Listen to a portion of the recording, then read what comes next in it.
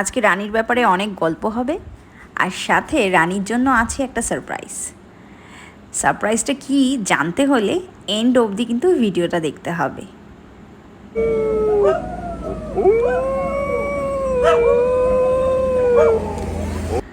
রানীর ব্যাপারে একটু ব্রিফ ইন্ট্রোডাকশন। ওকে 2020-তে ভীষণ ক্ষুধার্ত এবং ইনজিওর্ড অবস্থায় আমরা পাই। ওর একটা চোখ নষ্ট হয়ে গেছিলো ম্যাগেটসে। তারপরে ওকে এনে ট্রিটমেন্ট করে, ওর ভ্যাকসিন করে, ওকে ওটিক ফ্রি ট্রিটমেন্ট করিয়ে, ওর প্রপার ডিওর্মিং করিয়ে, ওকে পুষ্টিকর খাবার দিয়ে আমরা এই গত 2 বছর ওকে মোটামুটি যত্নেই রেখেছি। ও আমাদের বাড়ি থেকে ইনডোর আউটডোর করে। তা আজকে রানীর মেকওভার হবে স্থির হয়েছে, এবং তারপরে ওর একটা সারপ্রাইজও আছে। আমরা পাড়ার রোজকার এইসব চেল্লামেল্লি খ্যাচখ্যাচানি পেরিয়ে চললাম আমাদের সেই পুরনো ঠিকানা স্টেশনে। স্টেশনটায় বারবার আমরা বেছে নিই, কেন কি আমার যেহেতু এরকমই দেশি সব, তো তাদের সব জায়গায় ওয়েলকাম করে না। তো যেখানে ওরা রেসপেক্ট পায়, যেখানে ওরা সেই ভালোবাসাটা পায়, সেখানেই আমি ওদের নিয়ে যাই ছুটে ছুটে বারবার। তো বেসিক্যালি আজকে রানী খুবই একটুখানি তো ভয় পেয়েই আছে। তা আমরা স্টেশনে এসে গেছি।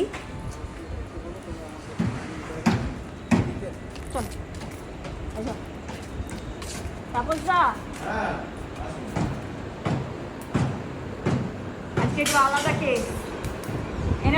এনার কি মেকওভার হবে? দেখো,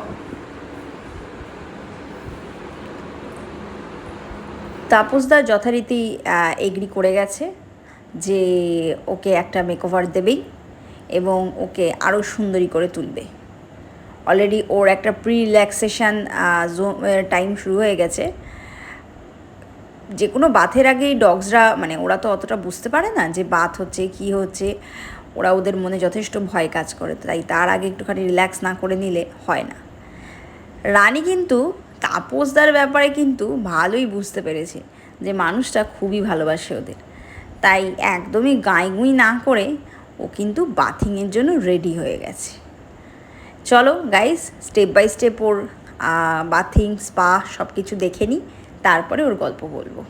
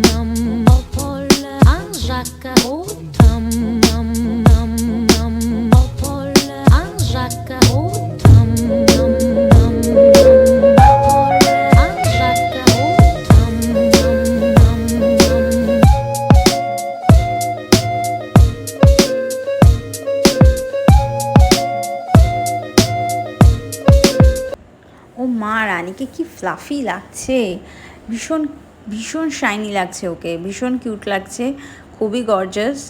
তো তাপসদা, থ্যাংক ইউ সো মাচ। তাপসদা থেকে একটু শুনে নেবো পজ স্টেশনের ব্যাপারে।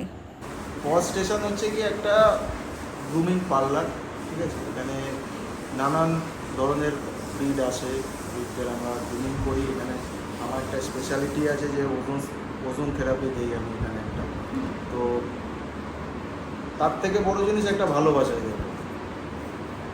ভালোবাসা না থাকলে গ্রুমিং হয় না, কোনো কিছুই হয় না। এটা হচ্ছে গিয়ে AB27 AB block, street number 91, near New Town bus stand. ঠিক আছে। সো রানির সারপ্রাইজ এসে গেছে।